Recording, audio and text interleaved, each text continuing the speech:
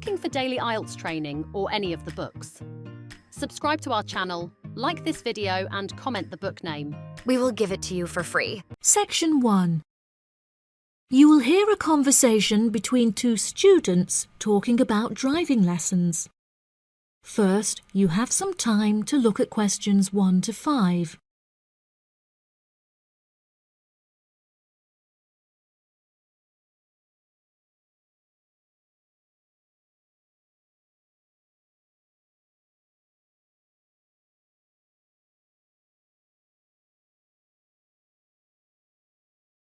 Now we shall begin.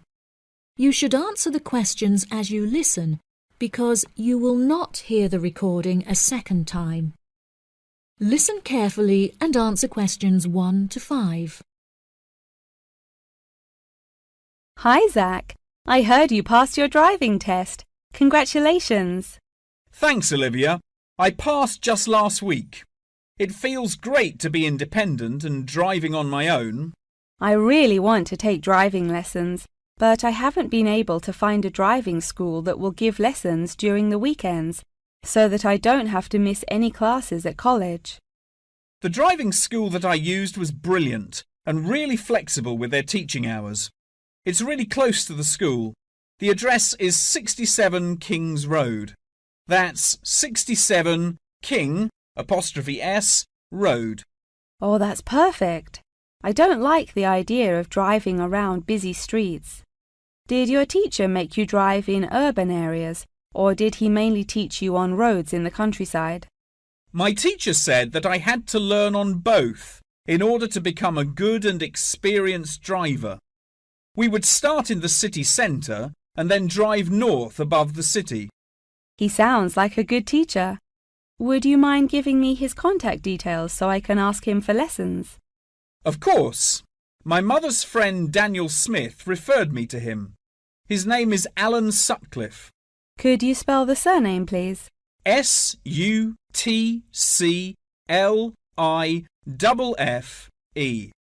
Thanks for helping me out. I'll give him a call tomorrow. I don't know if I should learn in a manual or automatic car. How do I decide? I wasn't sure which type of car to learn in either. In the end, I chose to learn in a manual car because once you've learnt how to drive manually, you can drive automatic as well. Most cars on the road are automatic nowadays. OK, I think I'll learn with a manual car too then. Hopefully the teacher will be able to give me lessons in the evenings after school. It would be much better if you take the lessons during the day. It will be far easier for you to learn when there is enough daylight to clearly see everything going on around you. But you need to be an experienced driver to drive safely at night. How frustrating. I was hoping I wouldn't have to take lessons during the weekends. You're right, though. Safety comes first. Before you hear the rest of the conversation, you have some time to look at questions 6 to 10.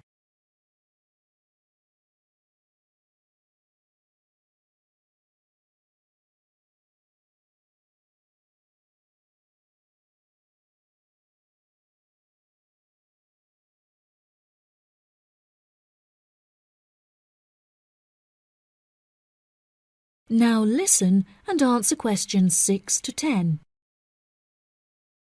Speaking of safety, you should wait until summer to start learning. It's really difficult and dangerous to drive in the wind and rain as a learner, so you should definitely wait until the weather is sunny and dry. OK, that's perfect actually. It will give me some time to save up some money to pay for the lessons. Tell me about it. I had to work for months before I had enough money saved up. It was worth all the work when I finally got my driving licence, though. The whole process is so expensive. How much did it cost you in the end? Well, each half-hour lesson cost $30, and then the final test cost $50. In total, it cost me about $300. Gosh, it's pretty expensive. How did you find the test? Was it really difficult? No, it wasn't too bad, and the man was really calm and friendly. I knew that I would have to perform 2 parking manoeuvres during the test, so I practiced them a lot beforehand, and that really helped. The test used to last 40 minutes, but it changed a bit. For the first 20 minutes of the test, he gave me directions, and I had to just drive around, and then the last 10 minutes was for demonstrating the manoeuvres. So the test is 30 minutes in total. Okay, great. I'll remember that. Do you have any more advice? It's really good to practice driving a lot outside of driving lessons as well. Whenever my parents were running errands on the weekends, I would offer to drive them. My driving teacher also told me to buy a notebook to write down everything that I've learnt in it, like a diary. Haha, that sounds boring, but I'll do it if it helps. I found it really useful. Before my test, I read through everything I had written down, and it reminded me of a lot of things that I had forgotten about. It's really helpful for the theory test as well, because there's so much information to remember for it. That's great, Zach. Thanks for your help. No problem. See you at school. Bye. That is the end of section 1. You now have half a minute to check your answers.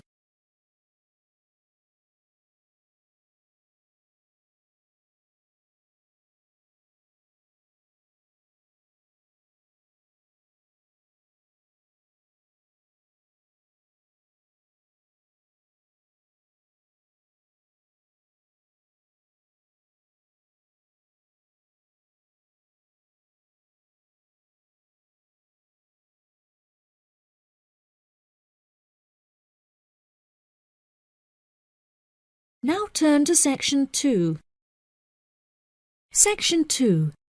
You will hear part of a talk about Mount Rushmore given by a tour guide. First, you have some time to look at questions 11 to 15.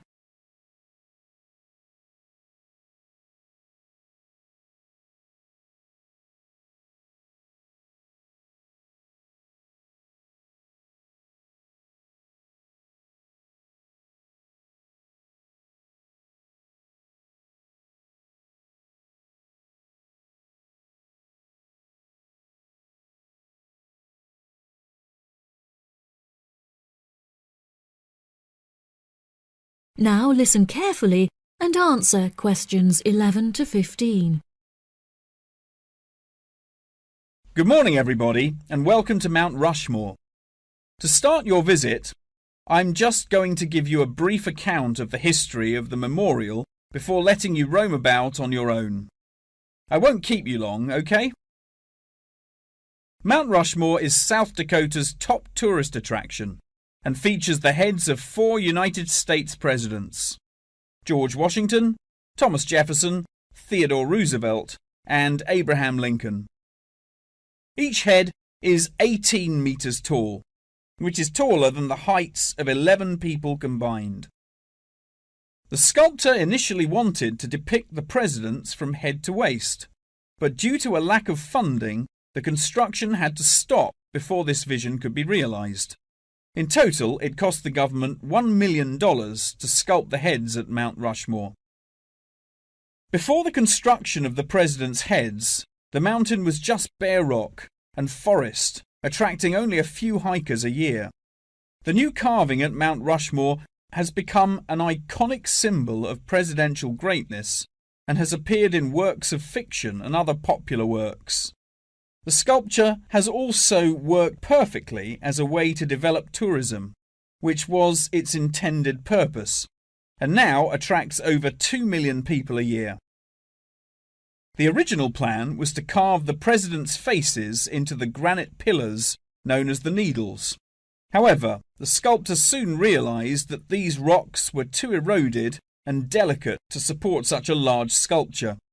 Instead, he chose to locate the carving at Mount Rushmore due to its grand appearance and brightly lit rock faces that experience maximum exposure to sunlight throughout the day as a result of the southeast orientation. Upon seeing Mount Rushmore, the sculptor declared, "America will march along that skyline." The name of Mount Rushmore also has an interesting history. The location was originally known as the Six Grandfathers.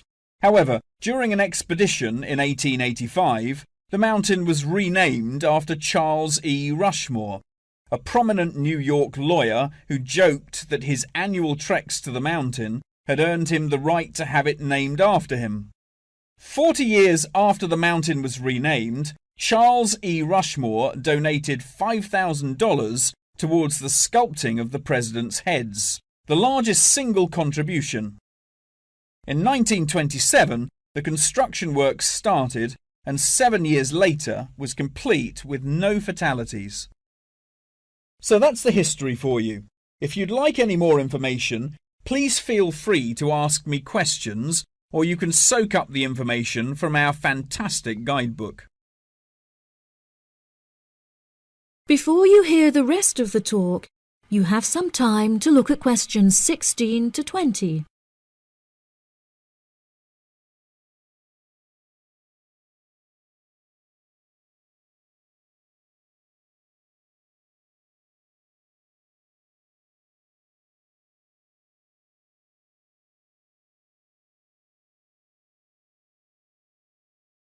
Now listen and answer questions 16 to 20. Now I'm going to give you a plan of the site, and I'd just like to point out where everything is so that you can explore everything for yourself. We're currently standing at the entrance, which is marked with the arrow on the map. If you follow the trail up to our left, you will find the information centre. There's a great photo booth there where you can have your photograph taken with Mount Rushmore in the background for a fee of only $10. What a great souvenir! In front of us is the refreshment centre, where you can help yourselves to coffee, locally grown tea, and a delicious selection of cold drinks and biscuits. Be sure to stay hydrated as it can get really hot up here. To our right, not far up the trail, is the gift shop. Here we sell copies of the guidebook, and it's also the perfect place to pick up some small souvenirs for yourself, your family and friends. Now, further up the trail, behind the gift shop, is a big stone building with a workshop.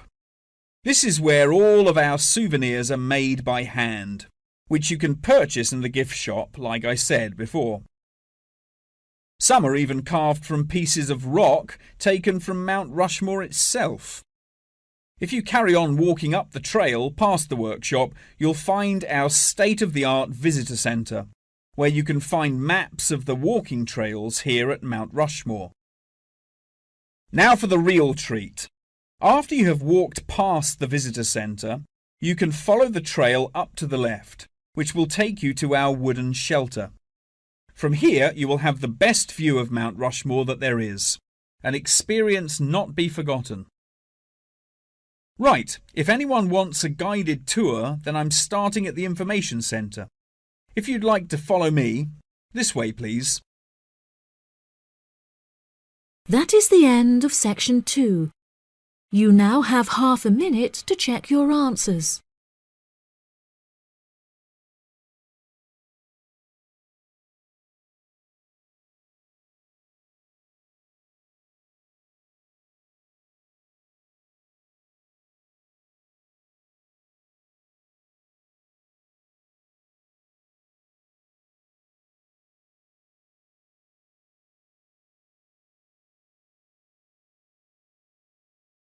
Now turn to section 3.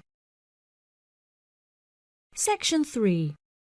You will hear a conversation between a professor and a student talking about taking a course. First, you have some time to look at questions 21 to 25.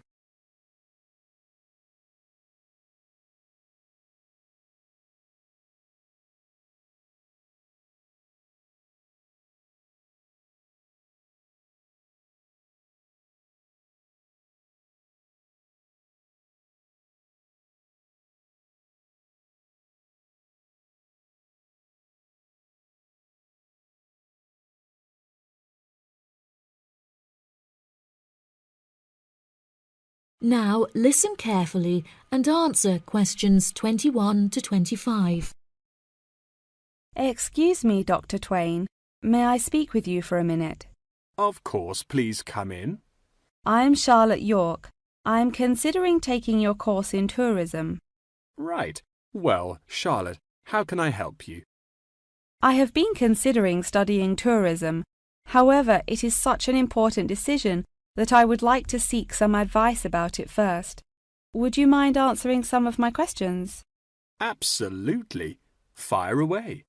Well, I have been discussing courses with my parents, and they are concerned that I will not be able to get a well-paid job with a degree in tourism. The reason that I want to study the course is that I have a great interest in the subject, and I think I would really enjoy it. I believe the only way that I will enjoy my life is if I enjoy my career. Happiness is far more important than money, don't you think? Absolutely. I would much rather be happy and poor rather than rich and miserable.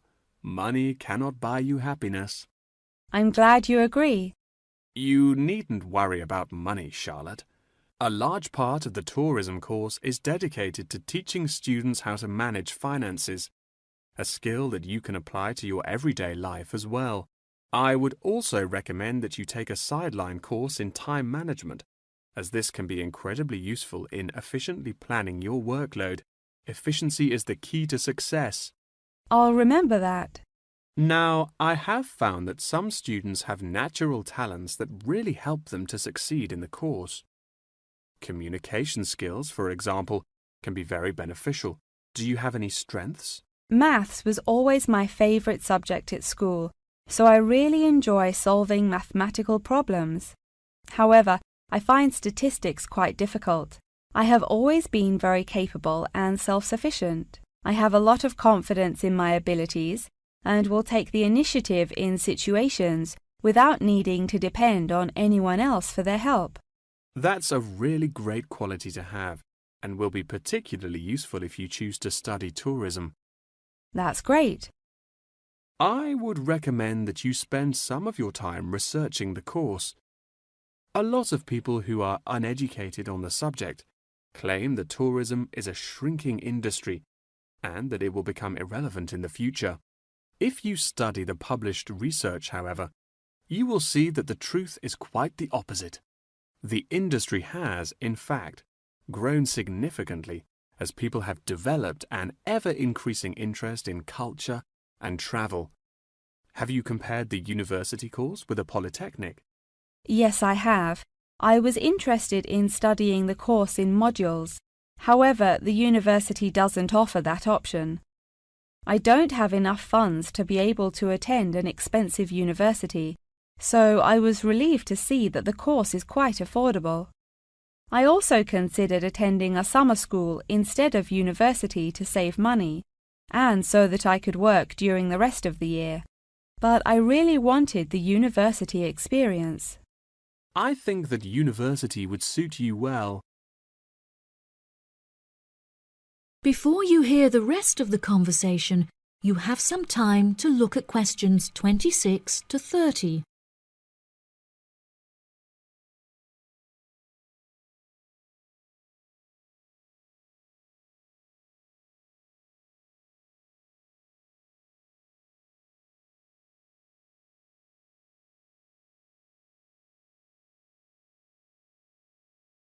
Now listen and answer questions 26 to 30. Now, what about the courses? Are you interested in any of the other subjects on offer? I have looked at a few. I was interested in travel and business as it sounds similar to tourism. That is really worth learning. However, be aware that it is difficult and will demand a lot of your time. Okay, that's good to know. You might find that Japanese is an interesting course and it will teach you valuable skills in speaking the language. Personally, it's not bad and could be of some help, but not that much. Okay, Japanese. Got that. What about medical care? Well, if you have time, the course will teach you a lot about curing diseases and illnesses or dealing with injuries outside. although it's not essential. So, okay, if it's useful, I'll take it. If you enjoy using technology and are worried about fulfilling the entry requirements, computing is very relaxed about the skills that applicants must possess. I'm terrible with computers, so I'm not sure that I would enjoy that course. How about public relations? Yes, I would recommend that course. It would be related to entering the tourism industry, as it will educate you on how to approach clients and develop associations with them. That's great. Thank you so much for your help. That is the end of section 3. You now have half a minute to check your answers.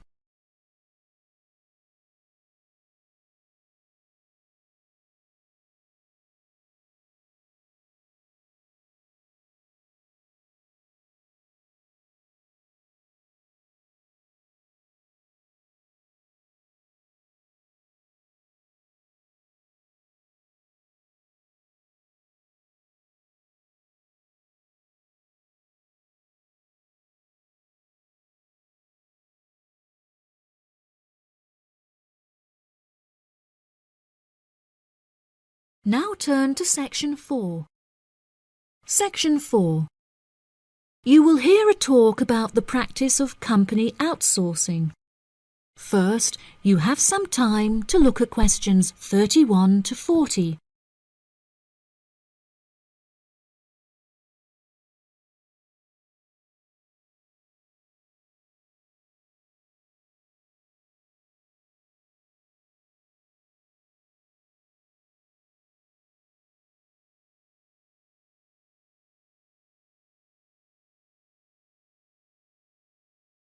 Now listen carefully and answer questions 31 to 40. Welcome, class, to your very first lecture in this series on business in the modern world, conducted by myself, Dr. Toby Bennett. Today, we will be looking into the practice of company outsourcing, using TCP technologies as a case study. Now, for those of you who are unfamiliar with this practice, I will give you a summative definition. Company outsourcing involves the contracting of various business activities by one company to another. This practice will sometimes occur from a Western company to a party based in a third world country, the rationale being to make significant financial savings on lower international labor rates and to potentially increase quality. Now, our case study for today is TCP Technologies, a party located in India that receives outsourced tasks from Western companies. The manager of TCP Technologies is a man called Manjeet Khanna, who has personally developed a series of aims and philosophies by which the company is expected to operate. He claims that the most important of these philosophies is to create a workplace where each individual member has the opportunity to contribute their opinion to the operations of the company. That is to say that he found it important to develop a democratic environment. As a means of ensuring quality from every individual at TCP Technologies, a grading system has been developed that encourages an ethos of hard work and recognizes accomplishment. This grading of individuals is based upon a series of factors such as turnover, hours worked, and efficiency. Every month, Khanna publishes the grades on an internal website, where staff can access not only their own grades, but also compare it to others. A spirit of playful competitiveness has developed through this method, which has resulted in increased efficiency and turnover across the company. Khanna also saw it as essential to develop a culturally diverse group of employees as a means of presenting a multifaceted image that would appeal to a host of potential employees from across the globe. This cultural openness has not only increased the quantity of incoming contracted opportunities by 7%, but has also benefited the company itself significantly. A level of transparency now exists that had not before been apparent. According to questionnaires carried out recently, these newly introduced measures have significantly increased the rate of staff satisfaction, which has subsequently led to an increase of 32% in the company's income. These figures are truly admirable and serve as a testament to the measures that Kana has introduced to the workplace at TCP Technologies. In a recent interview published by The Economist, he declared, "The figures speak for themselves. My system works." When asked if he had any advice for companies on methods they could employ to streamline workflow and increase turnover, he replied, "It's simple, really. A company must see itself not as one entity comprised of nameless components, but instead as a living organism composed of cells, each one essential to the functioning of the whole. I suggest that the motto by which your management operates will be employee first."